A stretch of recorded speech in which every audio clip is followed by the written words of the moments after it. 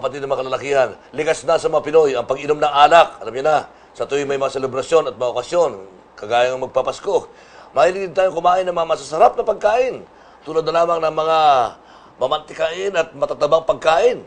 At sa pag-aabuso natin sa ating mga katawan, hindi natin alam na nakasasama na pala ito sa ating atay o liver na pwede maging sanhipa ng liver cancer at iba pa. Naku, dami na mamatay sa liver cancer.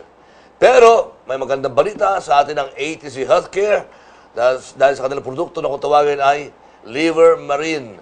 Para malaman natin kung ano ba ang magandang naitutulong ng Liver Marine sa ating atay, panoorin po natin ito.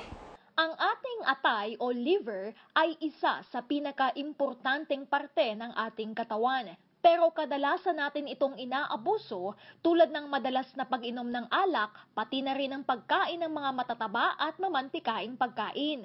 Ang unhealthy lifestyle na ito ay maaaring makapinsala sa ating liver. Ito ang nangyari kay Adrian Bernas, isang performer at composer si Adrian. Sa kanyang trabaho, hindi maiiwasan ang palaging pag-inom ng alak. Almost every night ng may gig, may perform, nag-iinom. Hindi pwedeng matanggihan yan. Kasi most likely yung mga nagpapainom sa amin as a group is yung organizer or yung mga fan. Yung mga nandoon para makinig ng music.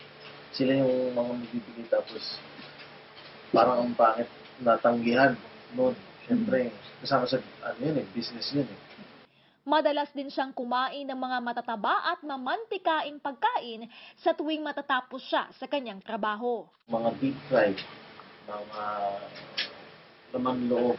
Masarap yan kapag tapos ng mahabang session sa studio. Masarap yan kapag lalo na malamig. Kasi sa studio, fully air condition. Tapos ang hinahanap dyan, mainit. So, pupunta ka dun sa mga ihaw, sa mga, or kung merong fry pan, piling ko kayo, mabilis lang. Dahil sa unhealthy lifestyle ni Adrian, ay unti-unti na siyang may nararamdaman na hindi maganda sa kanyang katawan. Madalas nang sumasakit ang kanyang tiyan at palagi na rin siyang nahihilo. Mabilis na rin siyang mapagod sa tuwing siya ay magtatrabaho o magpe-perform. Napansin ko yan, isa sa mga performance namin na parang na nahihirapan kami gumalaw. Mainly ako. Kasi may binubuhat din ako. Binubuhat ko yung guitar ko, tapos yung amplifier ko sa set na minsan hindi ko na siya mabuhat ng as snappy as I used to noon. But doon ko na napansin. Tapos pangalawa is yung mabilis mapagod kahit wala namang strenuous activity. Dahil sa findings na fatty liver, sinimulan na niyang baguhin ang kanyang unhealthy lifestyle. Sa tulong ng kanyang pamilya, inirekomenda sa kanya ang Liver Marine. Sa isang linggo pa lamang niya na pag-inom ng Liver Marine, ay unti-unti na niyang nararamdaman ang magandang pagbabago sa kanyang katawan. Kasama ng healthy lifestyle, exercise, at pag-inom ng Liver Marine araw-araw, ay na-maintain na ni Adrian na malinis at healthy ang kanyang liver. Ang Liver Marine ay nagtataglay ng Silimarine na pinoprotektahan ang ating liver laban sa sakit na cirrhosis, hepatitis at marami pang iba. Meron din itong sodium ascorbate na tumutulong sa pag-absorb ng Silimarine upang palakasin ang ating immune system sa ating katawan. Kaya naman sa mga kagaya ni Adrian na dati nagpabaya sa kanyang liver, ay inirekomenda niya na kumain ng tama at gumamit ng Liver Marine upang mas maging healthy ang ating katawan. Recommend ko to sa mga performer din na katulad ko na nag-suffer din sa sluggishness or parang nararamdaman yung nauseating sensations at saka doon sa mga nasa studio work na nakakalimutan na kumain or kahit sa mga sa office lang na wala silang choice sa food nila. With this, lessen yung risk nyo for liver ailments. Precious Aquino para sa Hotspot. Yan, yung mga mahilig kumain ng lechon, matataba, may mga barkada tayo nagsasabi na, pare, okay lang yan. May gamot naman . Pero yung kilala ko dati na mahilig makakain ng ganyan, at pagkatapos siya yung nagsasabi na may gamot naman, tanongin mo ko kung nasaan na siya ngayon. Nasa na partner? Nasa ano na. Nasa langit na.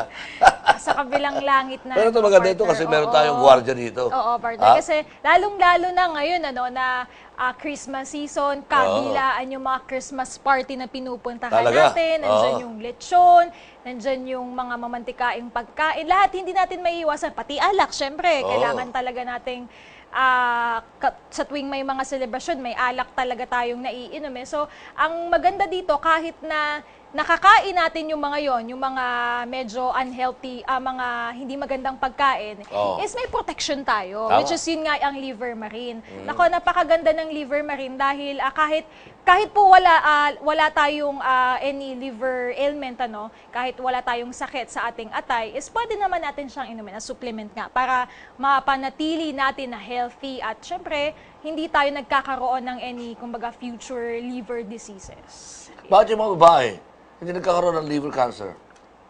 Well, paramihan mga lalaki. Kasi nga, mas malakas kayong uminom kesa sa amin. Ganun yun, partner. Kumbaga, kaming mga babae kasi, yung iba talaga sa amin, umiinom kami, pero occasionally lang. Kapag may tanongin mo mga... ito kay Ricky. Marami mga babae na yung mga night workers, mga night workers, mga trabaho sa mga club. Iinom yan gabi-gabi. Pero patula ako nababalitaan na nagkakaroon ng liver cancer. Liver cancer. Mga lasing yan gabi-gabi. Mga night workers. Tanong mo kay Ricky.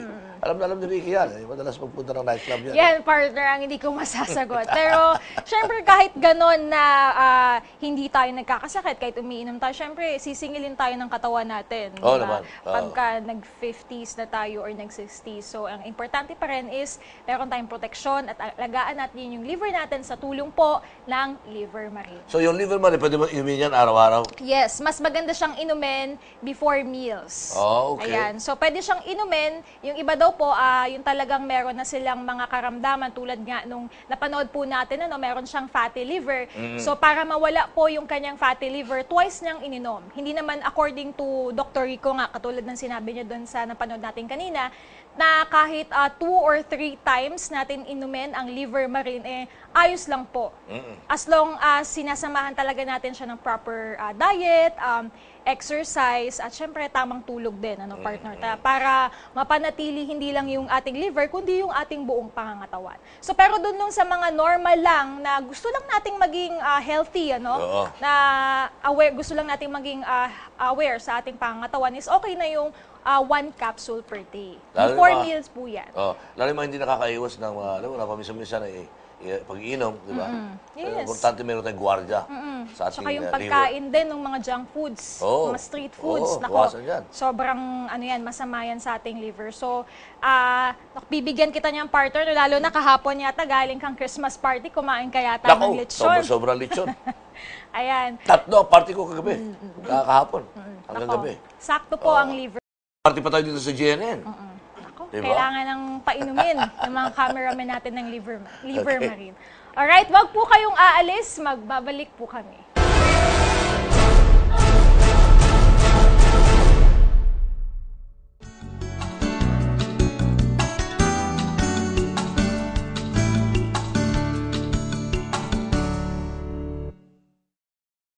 Ito ang inyong monthly Meralco Advisory. Bagamat malaki ang tinaas ng palitan ng dolyar, bahagya lang tumaas ang overall electricity rates ng 10 centavos per kilowatt-hour ngayong buwan. At mas mababa pa rin ito kumpara sa rates ng Disyembre ng mga nakaraang taon. Mabuti rin kamustahin natin ang mga kababayan nating nasa Cagayan at Isabela na tinamaan ng Super Typhoon Lawin nitong nakaraang Oktubre. May ilaw na kaya sila ngayong darating na Pasko? Heto si Mr. Ronnie Aperocho para magbigay liwanag. Salamat, Maita. Ang Meralco at ang One Meralco Foundation sa tulong ng DOE ay nagpadala ng mga linemen at engineers para tumulong sa mga electric cooperatives ng Cagayan at Isabela para ayusin ang mga nasirang electrical facilities. Ito'y bahagi ng patuloy nating pagsisikap na tulungan ang mga lugar na nawalan ng kuryente kahit nasa labas na ng coverage area ng Meralco. Salamat, Ronnie! Hanggang sa susunod na Meralco Advisory! Maliwanag na Pasko sa inyong lahat! Gusto mo ba ng sweet life? Pangalagaan ito. Dapat less rice for exercise. Konting bawas sa desserts. at less bisyo.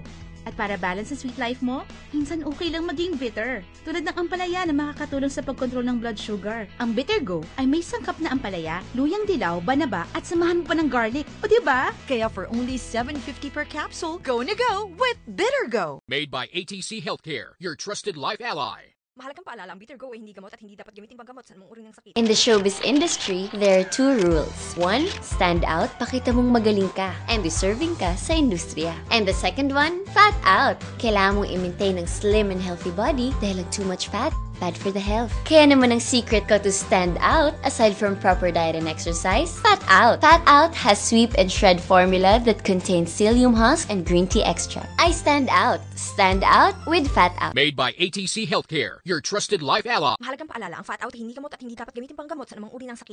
Iba't iba tayo ng laban sa buhay. Kaya di maiwasan ang stress at pagod. Pero may sikreto ako. Robos Energy Capsule. Ang stress, talo yan. Ang pagod, knock-out yan. Robust Energy Capsule ay may Enerboost formula na mula sa tubig, ginseng, sodium ascorbate, vitamin B1, B6 at B12 na kailangan ng katawan para tuloy lang ang laban. Tiwala ako dito dahil gawa ito ng ATC Healthcare, ating trusted life ally. Ilabas ang lakas! Robos Energy Capsule. Subukan mo! Made by ATC Healthcare, your trusted life ally. Mahalagang paalala, ang Robust Energy Capsule ay hindi gamot at hindi dapat gamitin panggamot sa mga uri ng